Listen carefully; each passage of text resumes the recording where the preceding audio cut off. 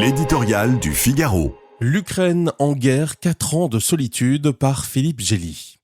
De nos fauteuils de spectateurs, la guerre paraît une chose abstraite, la répétition triste et presque lassante d'images de souffrance, le fruit d'un regrettable rapport de force qu'on doit accepter pour tourner la page. Mais la guerre, c'est bien autre chose que le seul fracas de la mitraille.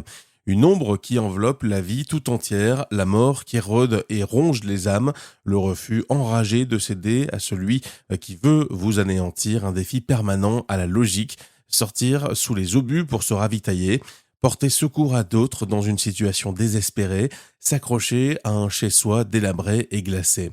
Le maléfice est qu'elle ne vous laisse pas le choix. La guerre force chacun à combattre sur le front ou devant sa porte, avec ou sans armes, dans une réquisition générale du courage. Les Ukrainiens qui résistent depuis 4 longues années à l'invasion que Vladimir Poutine pensait boucler en 4 jours nous donnent une édifiante leçon de détermination, de force et d'endurance.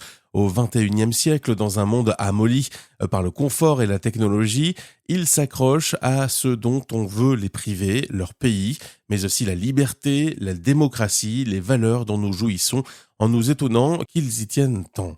Quoi que nous fassions pour les aider, ils sont seuls directement exposés à un ennemi plus puissant et sans merci.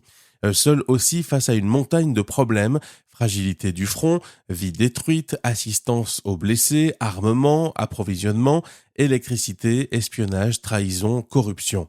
Depuis 4 ans, rien ne leur aura été épargné, pas même les tergiversations de leurs alliés. Et pourtant, ils tiennent bon, alors que nous sommes impatients de savoir quand tout cela va finir. Eux se préoccupent surtout du comment. Quelles conditions leur seront imposées?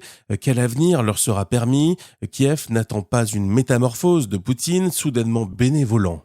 Les négociations se heurtent à l'appétit du chef du Kremlin, enhardi par un Donald Trump compréhensif. Mais les Ukrainiens n'ont pas renoncé à le tenir en respect. La ferveur reste dans leur camp, quand bien même elle nous fait défaut. Et s'ils ont besoin de notre soutien, ils ne nous demandent pas de choisir leur destin à leur place.